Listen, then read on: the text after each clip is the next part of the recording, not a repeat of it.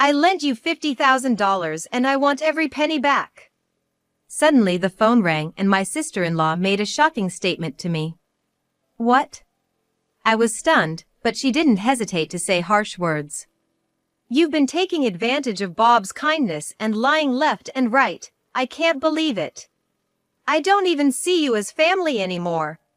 My sister-in-law's voice on the phone was high-pitched. Her furious face flashed into my eyes. Not considered family? It was my sister-in-law who decided to cut ties with me soon after I got married. This treatment is unfair because she never took me seriously from the beginning. You know, I saw you yesterday, dining out at that restaurant. If you're doing so well, why don't you just pay me back already? Huh? If that's the topic, please let me say something. I became increasingly irritated and uncomfortable talking to my sister-in-law. Hold on a sec. I'd rather talk about this face to face. Can we meet up? Yes, that's what I wanted. I've been married for 5 years, but I haven't seen my sister-in-law since our first family gathering. I decided it was time for a direct confrontation. I've always been compelled to spill out all my troubles face to face with my sister-in-law. However, what was lurking behind the unease I felt on that phone call was something far beyond my wildest imagination. I'm Lydia Matthews, 29 years old. Been married for 5 years, and my husband and I are now talking about having kids soon. I work for a beverage company and have continued doing so even after marriage. I met my husband, Bob, when I was 23. During a group date with friends, the moment our eyes met, Bob made an intense move on me. I fell head over heels for you at first sight. Would you go out with me, even just as friends? Well, I don't even know your name yet. Oh. I'm Bob Matthews, 26. I'm in insurance sales. Your long black hair is so beautiful. At first, I thought he was joking and was completely taken aback, but after talking with him, I found him to be incredibly fun and genuine. By the time we were ready to part, we were totally comfortable with each other. The reason we decided to get married after only a year of dating was because I could truly feel how much Bob cherished me and genuinely loved me. However, I would come to find out, 5 years later, that his initial approach was far from pure. Bob's family situation was such that his mother had already passed away, and his sister was taking care of their aging father, who required assistance. Due to this, we kept our marriage introduction brief, and simply by submitting our marriage certificate, we became husband and wife. I was incredibly happy with just that. Except for one thing. It was during our visit to his family's home for the marriage introduction. I am Lydia Johnson, and I will be marrying Bob. I kindly ask for your blessing. Upon seeing me, Bob's sister looked visibly startled. Then she looked me up and down for a moment. Okay. Take care of each other, okay? I'll take care of my father, so don't worry. My sister-in-law's attitude when we first met was one of obvious contempt. I haven't seen her sister-in-law since that day. I'm sorry. My sister doesn't like the fact that Lydia grew up in a single-parent household. She has a prejudice that she must have had a difficult upbringing. Oh, the two families haven't even had a proper meeting yet. Considering my father's condition, I think it would be best not to force a family meeting. Even considering my father-in-law's situation, I couldn't help but feel frustrated. A few days after our introduction, Bob told me something very important, with a slightly hesitant but firm look on his face. Ever since that day, my sis has been going on and on about single-parent households being poor or being too persistent. She just keeps bad-mouthing you. To top it all off, she said she'd cut ties with you if I married you. So, I kinda snapped back at her, saying that's fine by me. Hearing the word cut ties from my sister-in-law was a shock. But I really don't want to deal with someone who dislikes me that much from the first meeting. Moreover, not having to deal with Bob's family and just living the two of us didn't sound bad for young me. When we started living together, we decided to contribute $1,000 each for our living expenses. On top of that, we decided to save in a joint bank account, which would be our shared property. I was earning more than Bob, but it was his idea to contribute equal amounts. But that arrangement fell apart just 3 months in. Got a call from Sis today. She said it's been tough since I left home. Did she quit her job? Yeah, she's been looking after Dad full-time. Bob's father suffered a stroke 2 years ago and was bedridden. Apparently they considered putting him in a nursing home, but he stubbornly did not want to leave the house. So, I'm really sorry to ask this, but in addition to the ongoing support, I'm thinking of sending an additional $500 a month to my family. I'll manage the related expenses. So I would like you to pay a little more for our living expenses. $500, huh? It's unavoidable, I guess. If my mom were to fall ill, I'd probably ask the same from you. All right. Starting next month, I'll put in $1,500 and you contribute $500. Let's try that. Thank you. So I decided to contribute a little more to the household finances. Because of Bob's work, he often leaves late when customers call him, and he always gets home late. He frequently went out drinking, sometimes staying out until the early hours of the morning. Still, I think we were a loving couple, often traveling together on weekends. 3 years after we started sending money, Bob's bedridden father passed away. He apparently decided to have a small, private funeral. The wake is tonight, so I might not be able to come back until tomorrow. Okay, then I'll hurry up and get ready. I wasn't able to visit my father-in-law during his illness, so I wanted to at least give him a proper send-off. No, it's okay if you don't come. Remember, my sister said she wanted to cut ties with you, right? I remembered something Bob said to me when we first got married. However, it is common courtesy to attend such an important event. It's okay. If my sister sees you, she'll definitely complain. I don't want her to make a fuss at her father's funeral. I just want him to pass away quietly, with only his close relatives. I had no choice but to follow his words. After all, my husband, the chief mourner, had refused. Instead of attending the funeral, I offered to cover half the funeral expenses. I'm really sorry that I couldn't attend due to my sister's circumstances. Thank you so much. Bob thanked me many times and headed to the venue. I was angry at my sister-in-law for making Bob feel this way, but I thought this would finally cut ties with his family. But about 2 months after Bob's father passed away, Bob told me an incredible story. About Dad's inheritance. Apart from the house, he didn't have any savings. So, I decided to leave the house to my sister since she's been looking after him all this while. That makes sense. I think that's a good idea. But here's the shocking part, turns out, she is pregnant. What? How? Why? When did my sister-in-law have time for that? When did she find the time? My mind was full of questions. Right? I was surprised too. Apparently, my sister had a boyfriend, and he used to come over to their house sometimes. Wow. But, you know, she is only 33. Yes, she found out that she was pregnant a while ago and she thought about terminating the pregnancy. However, around the same time my father died, so she decided to continue with the pregnancy. But, there is a problem. Can you believe it? When she told her boyfriend she was pregnant, he got up and left. Well, Bob's father passed away a while ago, and thinking about caring for him and raising children.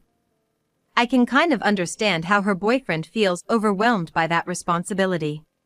The problem is that my sister doesn't have any money. She quit her job to take care of her father. And now that the father has passed away, the pension is not coming in. I think she might be the reincarnation of someone else or something. She can't even imagine having an abortion. I can imagine I would feel the same way if my mother had just passed away. I felt like I could understand both her boyfriend's feelings and my sister-in-law's feelings. I was speechless. So she's asking if we can continue to support her financially until she secures a place for a daycare center. Of course, but would the amount we gave her be enough? Yeah, there was no cash inheritance. So, I'm thinking of sending her $1,000 for now. I truly feel awful for my sister. Bob apologized sincerely. Despite being estranged, I think about my sister-in-law every payday. We are the only siblings in our family, so I couldn't help but understand my husband's feelings. As a result, I had to cover her living expenses for the next 2 years of her life while Bob continued to support her. After that, our savings continued to dwindle due to her childbirth expenses and baby gifts. My husband occasionally got pictures of her child, but of course, I never received a word of thanks. Even though I wished I'd stop, I couldn't cut the support until she secured daycare for her child. My sister found her job and secured daycare for her child. So the financial aid is scheduled to end next month. Isn't it about time to start thinking about having children? How I had longed to hear those words from my husband. Tears unexpectedly filled my eyes. Finally, we can lead a normal life. Just as I was thinking that, I received that furious phone call. That day was Saturday. I was off and my husband was called to work by a client. Just after lunch, my house phone, which I rarely use, rang. Hello? Hey! Lydia? I've reached my limit, so I'm gonna tell you straight. The $50,000 you borrowed from me, pay it back in full. The call was from my sister-in-law, who suddenly dropped this bomb on me. What? I was taken aback, but my sister-in-law showed no mercy. You've been taking advantage of Bob's kindness and lying all this time. Shame on you.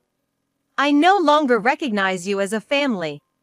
My sister-in-law raised her voice sharply over the phone. I could almost see her expression through her tone. You know, I saw you yesterday. Dining out at a restaurant. With the same intensity as before, she accused me of something that made no sense. Yes, I went out for lunch with my colleagues at work yesterday. Huh? Colleagues? If you can afford that, then pay me back. What? If that's the case, let me tell you something. Though I was getting irritated, I felt something off about this conversation with my sister-in-law. Wait a minute. I want to tell you face to face, but is it okay if I meet you now? Yes, that's exactly what I wanted. We've been married for 5 years now, and since we were first introduced to each other at my in-laws' house, we hadn't seen each other once, so I decided to confront her directly. I had the urge to let her do it and vent all the frustrations I had felt over the years. I had arranged to meet my sister-in-law in 2 hours at a restaurant halfway between our homes. While driving, I suddenly couldn't help but worry about her child. If she were to bring her child along, going in with an aggressive attitude might not be the best approach. While thinking about this, I arrived at the restaurant and found my sister-in-law sitting alone. Hello, it's been a while. You're depressed and stuck at home, aren't you? If you're that good, pay me back the $50,000 you owe me right now. Huh? I'm working fine, otherwise I wouldn't be able to send $1,000 a month to you. Huh? If you want your mysterious $50,000 returned, please return the money we sent over the past 5 years. I blurted out everything I wanted to say on the phone. Don't be silly. I'm the one who's sending you money because you're depressed and can't work. What is this depression you always talk about? The unsettling feeling I had during the phone call with my sister-in-law grew stronger. I voiced out the concern that had been bothering me. By the way, where's your child today? Did you not bring him because you don't like me? Huh? I don't have any kids? What? I thought he got into a daycare and you found a job. After cutting us off, how much more do you plan to rely on us? What? I've been working for the past 2 years. What are you talking about? It became clear that neither of us understood what the other was saying, and we both fell silent. Probably, just like me, my sister-in-law's mind was racing trying to piece everything together. There was only one person at the center of this confusion. Please, just listen to me for a moment. Weren't you the one who wanted to cut ties? I felt dizzy. I heard from Bob. Your mother told him that if he wanted to marry, he'd have to sever ties with his family. She didn't want to give her daughter away just to be burdened with caregiving duties. I was at a loss for words. My sister-in-law continued to tell me about the past 5 years, as recounted by my husband. What my sister-in-law was saying was far removed from reality as I knew it. Shortly after we got married, my mother became ill, so I quit my job and returned to my parents' home to care for her. We didn't have any money, so Bob asked my sister-in-law to give us $300 monthly allowance. We also subsidized hospitalization and surgical expenses as needed. 2 years ago, Bob got into debt, so my sister-in-law took over more than $20,000. And after my mother passed away, I became depressed. My husband's lies were skillfully manipulating the emotions of an eldest daughter, his sister. Even after her estrangement, she wanted to help her brother and helped me. I wanted to attend your mother's funeral and visit you when you weren't feeling well, but Bob said it was impossible because you were depressed. Well, just the other day she saw me eating at a restaurant and thought I was lying about everything. My mother is doing well, and my brother graduated from university and got a job. I've never had depression, and all of the living expenses are covered by the money I earn. I put my hand on my forehead and closed my eyes. It felt like all the hardships of the past came back to me all at once. What happened during those 5 years when I thought I was somehow happy? What side of my husband did I see? I always thought you hated me. I heard that you wanted to disown me as my sister-in-law. What? Now it was my sister-in-law's turn to be shocked. I told her everything Bob had told me the last 5 years. Yes, I quit my job, but my father had a decent pension and savings. He was saving for his funeral, so I've already returned to work. What do you mean by pregnant, by the way? I wrote in detail from the time she found out she was pregnant until her boyfriend abandoned her and she became a single mother. It sounded so ridiculous that we both laughed out loud, wondering how we could be so gullible. You said earlier that you cover all your living expenses yourself, right? Yes, I had to cover the cost while transferring money. My sister-in-law exuded a different anger than when she called.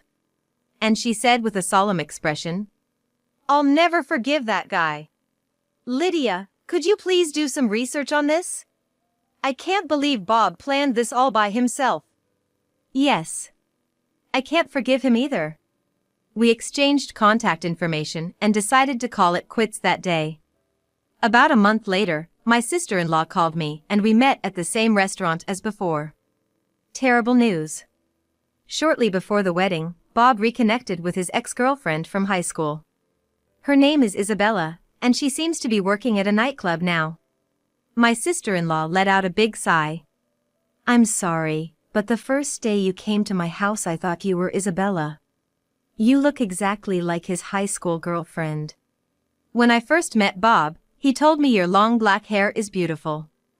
I have long straight hair that reaches my waist and am quite tall. People who met me for the first time often commented on my friendly demeanor. Isabella was pretty, but she was really no good. I'm sorry I looked like a jerk just because you looked like her. It turns out that Isabella is a year older than Bob and she attended a different high school. Isabella became pregnant when Bob was 17 years old. His panicked parents scraped together $1,000 for her abortion. All the while, they didn't know it was part of Isabella's plan. At the time, Isabella was dating several men and she claimed was pregnant and defrauded them of abortion costs. The smart thing about Isabella is that she didn't keep all her money to herself. She shared it with her boyfriends and shared her secrets, so her men were even more attracted to her. I felt a chill run down my spine. Here's the story behind my husband's obsession with long black hair. He saw Isabella's high school days through me. It's very creepy. My sister-in-law nodded in silent agreement. Currently Isabella is working in a nightclub. Although her makeup style has changed, her signature long black hair is still intact. From the past stories told by my sister-in-law, it was clear that Isabella was behind the exploitation of the past 5 years. Just then, my phone rang and I received a new message. Huh? Lydia, my sister's child has become ill. He needs a transplant overseas. I want to do everything I can, so could you lend me $20,000 of your savings? Today. Please be prepared. At this point, the whole situation started to feel like a comedy skit. As we were thinking about what to do next together, my sister-in-law's cell phone rang. Hello, Bob? What should I do? Lydia was deceived by her brother and became a guarantor for a loan. Please! I want you to lend me $30,000 in cash right now. My money alone is not enough. My sister-in-law looked into my eyes and she gave me a wicked smile. Okay, calm down. I'll have it ready by tomorrow, okay? Thank you. Let me know as soon as you're ready. After hanging up, my sister-in-law let out a long sigh. Tomorrow we will put an end to this matter once and for all. The fact that he is now demanding such a large amount of money means they are making the final move. We won't let Isabella do what she wants. I swallowed hard, feeling a shiver run down my spine. It was definitely an anticipation for the upcoming showdown. The next evening we waited for my husband at our usual restaurant. Despite his wishes to meet at his sister's house, we chose this location. I was sitting behind my sister-in-law, wearing a hat to hide my face. Hi. Did you bring the money? First of all, sit down. How is Lydia doing? Even though she's depressed, since when did she become a guarantor? Well, it seems like it happened shortly before her mother died. Lydia seems to be depressed again after this incident. I heard my husband's voice behind my sister-in-law and I was getting irritated. How could he falsely claim that my mother was dead? I couldn't help myself and stood up. Hey, aren't you Bob? I thought you were working today. I pretended it was a chance encounter and moved to their table. Ignoring my wide-eyed husband, my sister-in-law confronted me aggressively. Lydia? Aren't you depressed? If you're fine, pay me back my $50,000. You liar! Were you perhaps trying to swindle another $30,000? What? What are you doing? Your kid's sick, right? I've been sending $1,000 every month, and now you want another $20,000. You're not lying, are you? What kid? I'm the one sending the money. As the two began to bicker, the husband's face turned a deep shade of blue. Hey! What's the deal? We both pressed, closing in on him. It's not what you think. It's, well, Starting to sweat profusely, my husband, seemingly out of excuses, began to apologize. I'm so sorry. It's all my fault. The debt's on me. If I don't sort it out today, I'm gonna be in big trouble. Please! Both of you, help me out. What? Have you been up to no good for the past 5 years? I got hooked on gambling and now I'm drowning in debt. I didn't mean to deceive anyone. Please, help me. Sister-in-law looked down at her desperate brother with a cold gaze. Then she pushed him away a little and said, Enough of that behavior. Are you relying on Isabella? Are you planning on stealing her money and running away with her, whispering sweet nothings to her? What? It was obvious that my husband was surprised. He jumped slightly in shock. Too bad, you've already found out. My sister-in-law said, showing him the report from her private investigator. The strength was gone from my husband's trembling shoulders. Suddenly, his obedient demeanor disappeared and he let out a defiant cry. Oh! Why did you expose me now? Why are you both together? I thought you two broke up. All the patrons of the store were staring at them, but my husband didn't seem to mind. Damn it! I almost succeeded. Keep being fooled until the end. You're both idiots. The tension seemed to subside and he began to vent his anger. Give me some more money. Lydia, you were happy to marry me, weren't you? Please stay by my side until the end for me. My husband continued rambling and started bad-mouthing me and my sister-in-law. Bang!